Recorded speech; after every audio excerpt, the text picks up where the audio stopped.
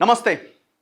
పవన్ కళ్యాణ్ కబ్జా చేసిన records tamper చేసి అధికారులను మేనేజ్ చేసి 2014లో కోడి చెరువు పరిధిలో ఉన్న 10 ఎకరాల భూమిని తన పేరు మీదకి రాయించుకున్న పవన్ కళ్యాణ్ వ్యవహారాన్ని మన తొలి వెలుగు తెర మీదకి వచ్చింది. సో దీని మీద అసలు వాస్తవాలను కప్పిపెట్టి చెప్పాల్సింది పక్కన పెట్టి ఎంతసేపు కేవలం ఫోన్లు చేసి బెదిరించడం, ఫోన్లు చేసి బూతులు తిట్టడం, నీ అంతు చూస్తా, నీ ఇంటి మీదకి వస్తా, నీ ఆఫీస్ మీదకి వస్తా, మా నాయకుడిని తిడతావా అని ఒకవైపున ఈ ఫ్యాన్స్ వీళ్ళందరి చేత ఫోన్ చేయించడం, ఇంకొక వైపున పార్టీ అఫీషియల్ జనసేన అఫీషియల్ పేజ్లో ఒక బ్రహ్మానందం డైలాగ్ని యాడ్ చేసి, రంగనాథ్ చెప్పిన ఒక పాయింట్ని దానికి యాడ్ చేసి, ఎవరో ఇంకొక వ్యవసాయం చేసి ఒక పెద్ద మనిషి వీడియోని యాడ్ చేసి, చూసారా ఎంత పచ్చి అబద్ధాలు చెప్తున్నాడు, దానికి కౌంటర్ ఇది అని సంబంధం లేని వీడియోలు దానికి యాడ్ చేసి తప్పించుకునే ప్రయత్నం చేస్తున్నాడు పవన్ కళ్యాణ్ అండ్ టీమ్. మేము ఇంకా ఈ క్షణానికి కూడా కట్టుబడి ఉన్నాం. పవన్ కళ్యాణ్ రికార్డ్స్ ట్యాంపర్ చేసి కోడి చెరువు 10 ఎకరాల భూమిని, తెలంగాణ జాతి సంపదని 10 ఎకరాల భూమిని 500 కోట్ల విలువ చేసే భూమిని నీ అకౌంట్లో రాసుకున్నామని మేము ఇప్పటికి కూడా కట్టుబడి ఉన్నాం. మార్నింగ్ న్యూస్కి రాకపోతే అగో భయపడ్డాడు, ఇక రాలే అంటే ఏది నోటికి వస్తే అది మాట్లాడే ప్రయత్నం చేస్తున్నారు మీరు. ఇంకా ఫీల్డ్కి వెళ్ళలేదు మేము, అసలు ఆ లొకేషన్లో ఏముందో కూడా మేము మీకు చూపించే ప్రయత్నం చేస్తాం. ఈ లోపుగా మాకొక అంటే మీరు ఏదైతే ప్రశ్నలు ఒక 2-3 ప్రశ్నలు శాటిలైట్ ఛానల్స్లో కూడా వీడియోలు చేయిస్తున్నారు. అంటే ఎంత తప్పుడు సమాచారాన్ని ప్రజలకు మీరు ఇస్తున్నారు. కొంతమంది జర్నలిస్టులు కూడా బ్రదర్ మీరు ఏం మాట్లాడుతున్నారో మీకు అర్థమవుతుందా? ఇన్ని ఎవిడెన్సెస్ మీ ముందు పెట్టిన నేను రెవెన్యూ సబ్జెక్ట్ లేకపోతే ఒక ఎంఆర్ఓనో ఒక ఆర్డీఓనో రిటైర్డ్ అయిన వాళ్ళని అక్కడ కూర్చోబెట్టండి. రిటైర్డ్ అయిన ఎంఆర్ఓనో ఆర్డీఓనో రిటైర్డ్ అయిన కలెక్టర్నో రెవెన్యూ ఎక్స్పర్ట్నో కూర్చోబెట్టి ఇది జరిగింది అని డిబేట్ పెట్టే ప్రయత్నం చేయండి. మేమేమి ఎవరు మాట్లాడొద్దు అనట్లేదు కదా, ఈ సబ్జెక్ట్ని లైవ్లో ఉంచండి. కానీ ఎక్కడ డిబేట్కి డిస్కషన్ ఆస్కారం లేకుండా ఒక 2-3 కాపీస్ పట్టుకొని రంగనాథ్ మాట్లాడింది పట్టుకొని ఇది పట్టాభూమి అని ఇంకా మభ్యపెట్టే ప్రయత్నం ఎందుకు చేస్తున్నారు? నా ముందు పవన్ కళ్యాణ్ గారి సేల్ డీడ్ ఉన్నది. ఎప్పుడైతే ఆయన 12వ నెల 2014లో రిజిస్ట్రేషన్ చేసుకున్నో సబ్ రిజిస్ట్రార్ ఆఫీస్లో ఇగో దానికి సంబంధించిన సేల్ డీడ్ ఉన్నది. అందులో పవన్ కళ్యాణ్ గారి ఫోటోని కనబడుతున్నది, చూడొచ్చు మీరు. చెప్తా దాని గురించి. అయితే వీళ్ళు ఏవైతే క్వశ్చన్స్ రేజ్ చేస్తున్నారో ఒక 2 క్వశ్చన్స్ రేజ్ చేస్తున్నారు. ఒకటి, రంగనాథ్ గారు మాట్లాడింది ఇది సి పట్టా, ఏక్ ఫస్లీ పట్టా, ఈ భూమి పట్టా కింద మారొచ్చు, ఈ భూమిలో వ్యవసాయం చేయొచ్చు, ఆయన ఇల్లు కట్టలేదు కదా, ఇంకోటి కట్టలేదు కదా, వ్యవసాయమే చేస్తున్నాడు కదా. అసలు తెలంగాణలో ఉన్న సి పట్టా, ఏక్ ఫస్లీ పట్టా ఏం చెప్తున్నది? ఫస్ట్ అది తెలుసుకున్నారా మీరు?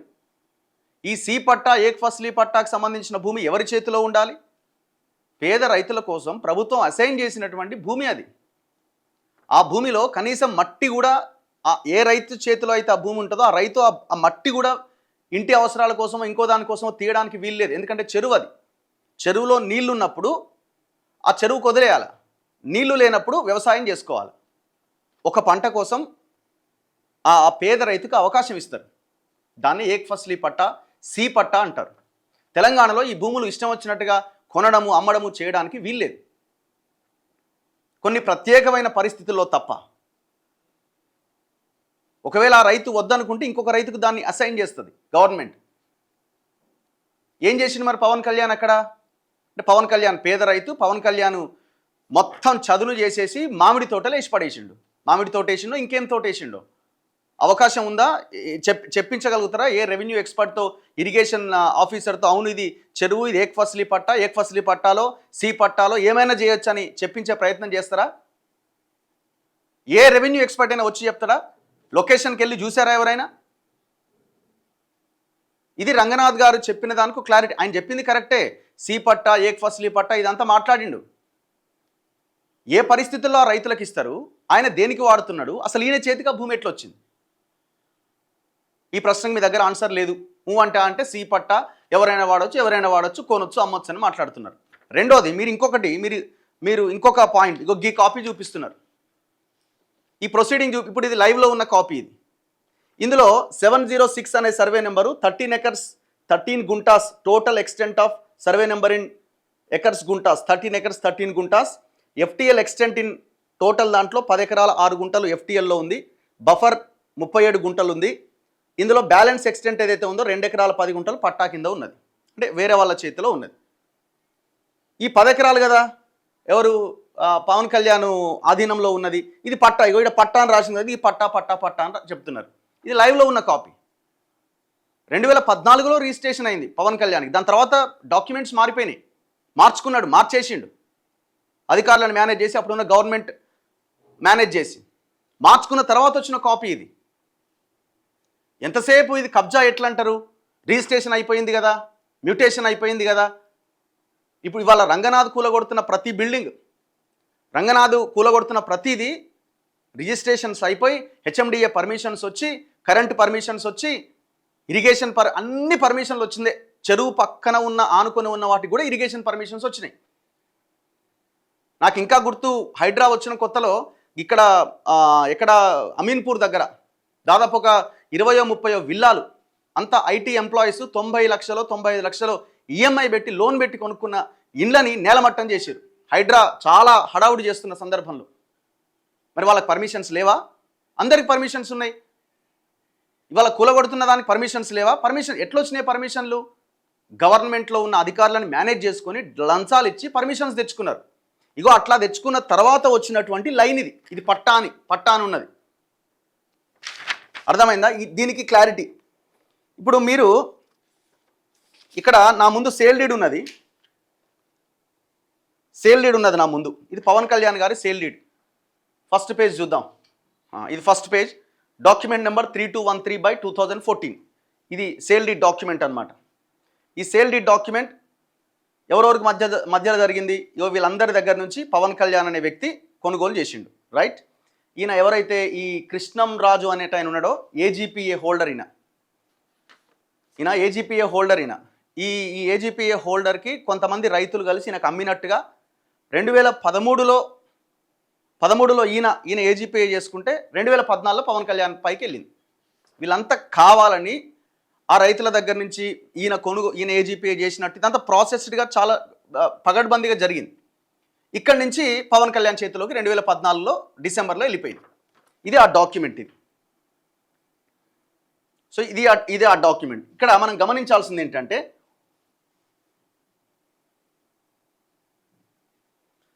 ఈ సేల్ డీడ్లో గమనించాల్సింది ఇప్పుడు ఈయన బౌండరీస్ ఏం పెట్టిండు అన్నది కదా ఇంపార్టెంట్.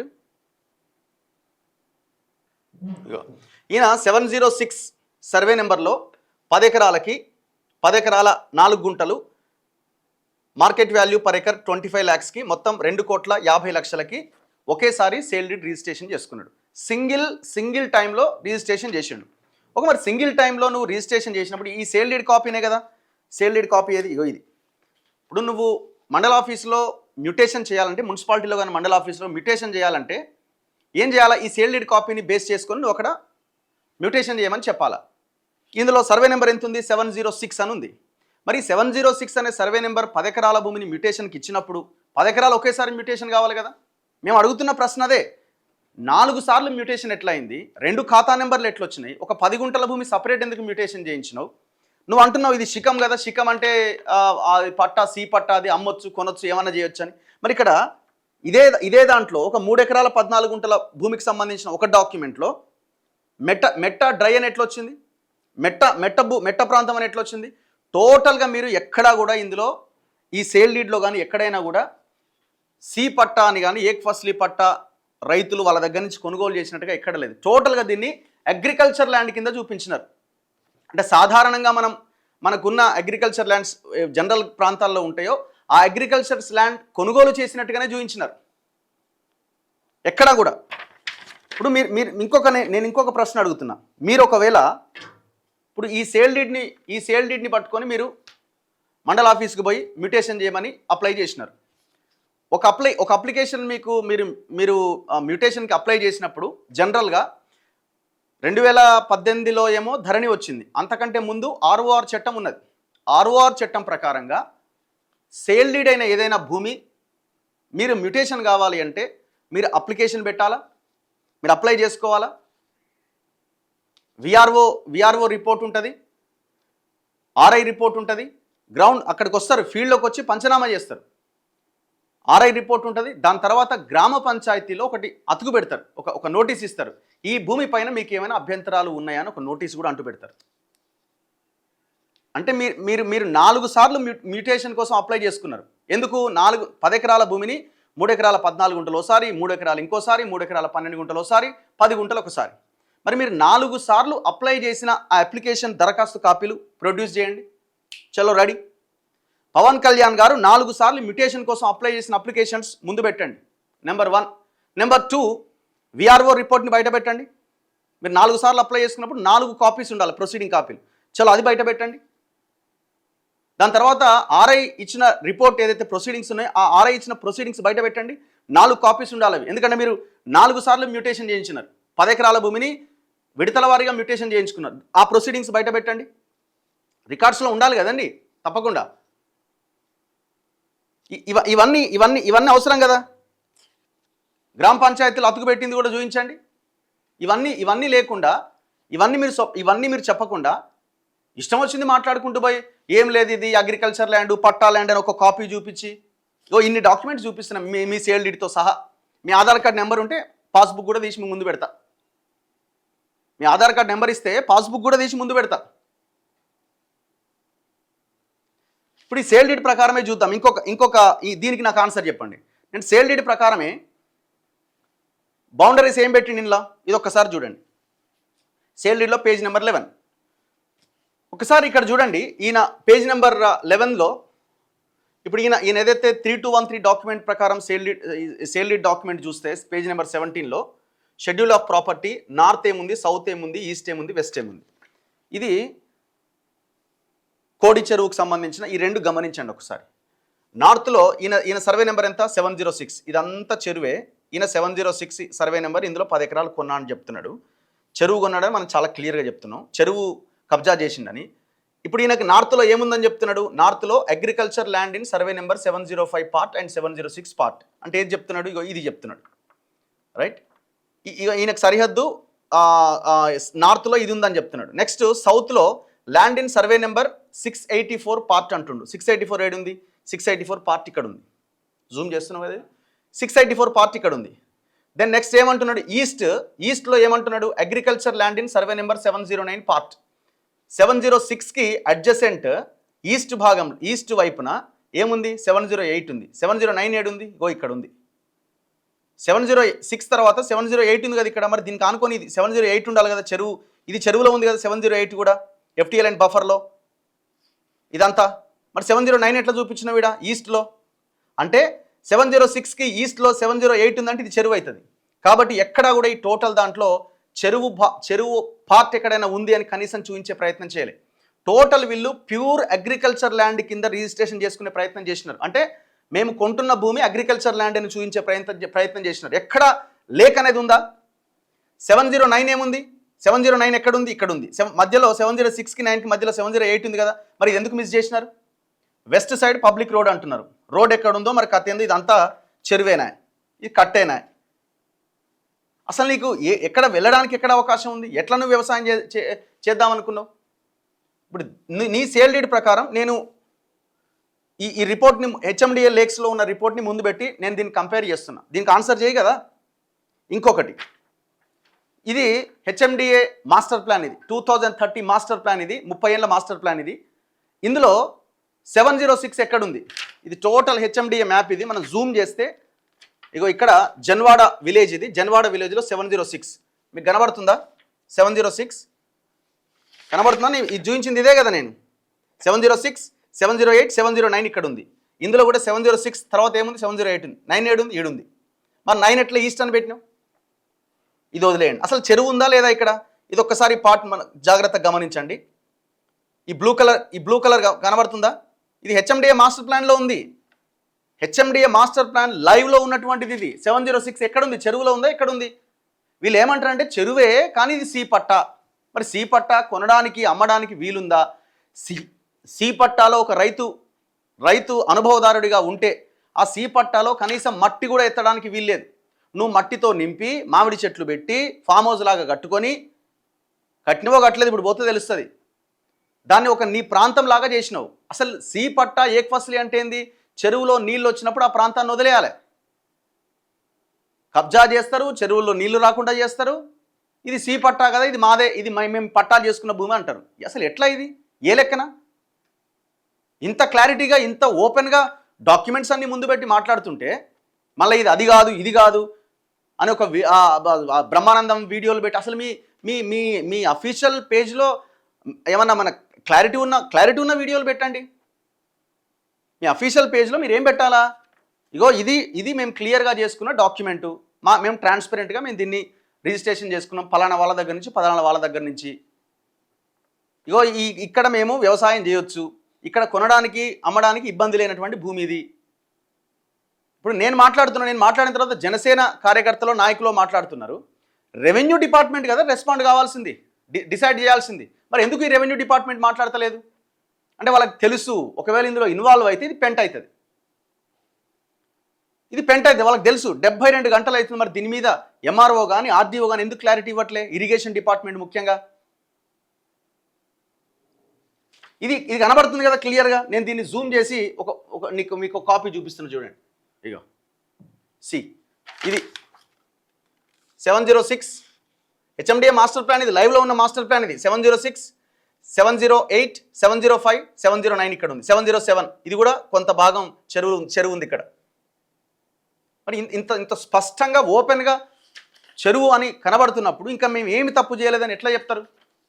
అడుగడుగునా తప్పులే ఉన్నాయి. మేము అంటున్నాం రికార్డ్ స్టాంపర్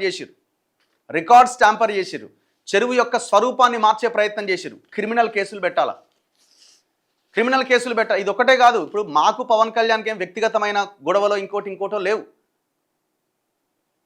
అసలు ఏ రోజన్నా మీ పవన్ కళ్యాణ్ ఆంధ్రప్రదేశ్ రాజకీయాల్లో ఇట్లా చేస్తున్నాను అట్లా చేస్తున్నాను ఇది అని ఏ రోజన్నా మాట్లాడినామా?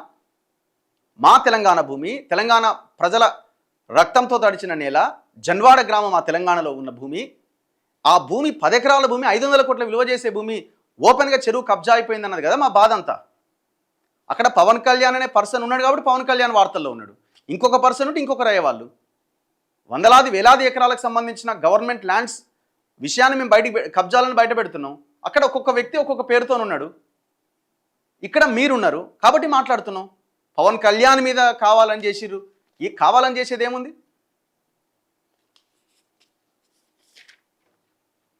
మీరు అఫిడవిట్లో పెట్టిన మిగతా ఇప్పుడు ఇది 10 ఎకరాలు, మిగతా 8 ఎకరాలకు కూడా సమాధానం చెప్పాలా? అది కూడా మేము తీసుకొస్తాం ముందుకి. సో అందుకే మీరు ఇంకొక విషయం ఇక్కడ ఇంకొకటి ఏం చెప్తున్నారంటే ఇంకొక క్లారిటీ. వీళ్ళు 22A నిషేధిత జాబితాలో లేదు కదా, 22A నిషేధిత జాబితాలో లేని భూమిని రిజిస్ట్రేషన్ చేసిర్రు ఏముంది అని అంటున్నారు. అయ్యా 22A నిషేధిత జాబితాలో ఉన్న భూమి ప్రైవేటు పట్టాల కింద మార్చిరని అమయ్ కుమార్ మీద కేసు అయింది మొన్న. ఆయన వంశీమోహన్ అనే ఒక ఎంఆర్ఓ, షేర్లింగంపల్లి ఎంఆర్ఓగా పనిచేసిన ఆయన మీద కేసు అయింది. భూదాన్ భూములని మార్చిపడేసినారు. ఇట్లా లక్షలాది ఎకరాల భూములని 22A కింద ఉన్న భూమిని తీసేసిరు, ప్రభుత్వ భూములను పట్టాల కింద మార్చిరు. తెలంగాణలో 25 లక్షల ఎకరాల భూమి ప్రైవేటు పట్టాల కింద మారిందని లెక్కలు చెప్తున్నాయి. అర్థమైందా? అధికారులు కొంతమంది నాయకులతో కలిసిపోయి మొత్తం భూములన్నీ చెరబట్టిరు. ఇది తెలంగాణలో జరిగింది. ఇది ఈ సోకాళ్ళు కొంతమంది ఛానళ్ళలో పనిచేసే వాళ్ళకి తెలియదు. ఇది ఇష్టం వచ్చింది అదేదో పట్టా అని మాట్లాడుతున్నారు. మీరు రెవెన్యూ సబ్జెక్ట్ మీద గ్రిప్ పెంచుకొని దీని మీద స్టడీ చేసి మాట్లాడండి, తప్పులేదు. ఇప్పుడు ఇది ప్రొహిబిషన్ లిస్ట్ అండి. ఇది ఇప్పుడు లైవ్లో ఉన్నది. ఈ ప్రొహిబిషన్ లిస్ట్లో ఇదేంది? ఇది ల్యాండ్స్ రంగారెడ్డి డిస్ట్రిక్ట్ శంకరపల్లి మండల్కి సంబంధించిన ప్రొహిబిషన్ లిస్ట్ ఇది. ఇందులో మీరు చూడండి ఇవన్నీ కూడా 22A కింద ఉన్నాయి. సర్వే నెంబర్ 707 షికం సర్కారీ ఇది ఎందులో ఉందండి? 22Aలో ఉంది. 707 శంకర్పల్లి జన్వాడ 705 22Aలో ఉంది. శంకర్పల్లి జన్వాడ 708 22Aలో ఉంది. మరి ఇప్పుడు 705 22Aలో ఉంటుంది, 707 ఉంటుంది, 708 ఉంటుంది, 706 ఒక్కటే 22Aలో ఎందుకు ఉండదు? అంటే ఈ భూమిని కావాలని దాని నుంచి తొలగించి పట్టాల కింద మార్చేసినారు. సింపుల్. ఇంతకంటే ఏం కావాలి? ఇంకా ఇంత పచ్చిగా దొరికిపోయిన తర్వాత ఇంకా నాది భూమి, ఇంకా నేనేదో వ్యవసాయం చేస్తున్నా, ఇంకేదో చేస్తున్నా, 22A అని మాట్లాడుతున్న వాళ్ళకి ఇది ఆన్సర్. దాని నుంచి తొలగించిరు. 22A కింద దాని నుంచి తొలగించి అందులో ఉంటే రిజిస్ట్రేషన్ కాదు కాబట్టి అందులోంచి ఆ సర్వే నెంబర్ని తొలగించి ఈ రకంగా పట్టాల కింద మార్చుకున్నారు. మీరు చూపిస్తున్న ఈ కాపీ ఏదైతే ఈ పట్టా అని ఉన్న కాపీ ఏదైతే ఉందో ఇది ఆల్రెడీ కబ్జా చేసిన తర్వాత చెరువుని వాళ్ళ పేర్ల మీదకి మార్చుకున్న తర్వాత వచ్చినటువంటి కాపీ ఇది. ఇందులో అందుకే పట్టా అని కనబడుతున్నది. అందుకే ఈ పట్టాని తీసేసి సర్కారీ శిఖము ఇది చెరువు అని అందులో పెట్టమని మేము డిమాండ్ చేస్తున్నాం. చెరువుని పునరుద్ధరించమని కోరుతున్నాం. సున్నం చెరువుని పునరుద్ధరించమన్నారు కదా, ఉప్పల్ నల్ల చెరువుని పునరుద్ధరిస్తున్నామన్నారు కదా, బతుకమ్మ కుంటని పునరుద్ధరించమన్నారు కదా, సేమ్ కోడి చెరువును కూడా పునరుద్ధరించండి అంటున్నాం. అందుకే మీకు ఈ సమస్యను ఇంకా లైవ్లో పెట్టాలి అని అంటే నా మీద కేసు పెట్టమని అడుగుతున్నా. నా మీద కేసు పెట్టమని అడుగుతున్నా. మీరు నా మీద కేసు పెట్టి ఇది తప్పు మాట్లాడిందని చెప్పే ప్రయత్నం చేయమని చెప్తున్నా. నా మీద కేసు పెట్టినప్పుడు ఆ కేసు నడుస్తుంటుంది, ఇష్యూ కూడా లైవ్లో ఉంటుంది. మరి ఆ ప్రయత్నం చేయొచ్చు కదా. లొకేషన్కి వెళ్తాం మేము. ఆ లొకేషన్లో వాస్తవ పరిస్థితులను కూడా ఇవాళ రేపో ఏదో ఒక రోజు మీకు చూపించే ప్రయత్నం చేస్తాం. తక్షణమే తెలంగాణ ముఖ్యమంత్రి, రెవెన్యూ మంత్రి పొంగులేటి, ఇరిగేషన్ మంత్రి ఉత్తమ్ కుమార్ రెడ్డి మీరు మాట్లాడాలా, రెస్పాండ్ కావాలా, ఆ భూమిని మీరు స్వాధీనపరుచుకోవాలి. ఇది తెలంగాణ ప్రజలు, తెలంగాణ సమాజం అడుగుతున్నది. ఏది పడితే అది మాట్లాడుతున్నారు. పాపం ఆ ఉద్యమకారుడి భర్త ఆయన చనిపోయి ఆత్మహత్య చేసుకుంటే ఆమె తాగుబోతూ అలా వాళ్ళకి పడని మనుషుల దగ్గర పోయి కెమెరాలు పెట్టి ఆయన అట్లా చనిపోలేదు ఇట్లా చనిపోలేదు. మరి మీరు ఏ రికార్డ్స్ని అయితే మీరు నమ్ముతున్నారో మరి ఆ రోజు ఆమె భర్త చనిపోయినప్పుడు అదే ఆర్డీఓ పంచనామా చేసి ఆయన దిండు కింద జై కేసీఆర్ అనే నినాదాలుతో ఉన్న స్లోగన్స్ ఉన్నాయి. ఆయన తెలంగాణ రావట్లేదనే కారణంతోనే చనిపోయిండని రిపోర్ట్ ఇచ్చింది. మరి ఆర్డీఓ కంటికి కనబడతలేదా మీకు? ఒక తెలంగాణ అమరవీరుడి పోరాటాన్ని, అమరవీరుడి యొక్క త్యాగాన్ని కనీసం గుర్తించలేరు సరికదా, అవమానిస్తారు ఎట్లా? 11 రోజులు మేము నిద్రాహారాలు మానేసినాం తెలంగాణ వస్తాయని మాట్లాడిన మీకు అంతకంటే ఎక్కువేం మాటలు వస్తాయి? నేను చెప్పిన దానికి సమాధానం చెప్పకుండా, నేను చెప్పిన దానికి క్లారిటీ ఇవ్వకుండా నా మీద దుమ్మెత్తిపోస్తే ఏమొస్తుంది? అయినా మిమ్మల్ని అడుగుతలేం, మేము తెలంగాణ గవర్నమెంట్ని అడుగుతున్నాం. ఇది మేము ఎన్నుకున్న ప్రభుత్వం. పవన్ కళ్యాణ్ అడుగుతలేం, ఇంకెవరిని అడుగుతలేం, రేవంత్ రెడ్డిని అడుగుతున్నాం. ఈ భూమి తెలంగాణది, తెలంగాణ ముఖ్యమంత్రిగా ఉన్నావు, ప్రభుత్వ ఖాతాలో కలుపు తక్షణమే.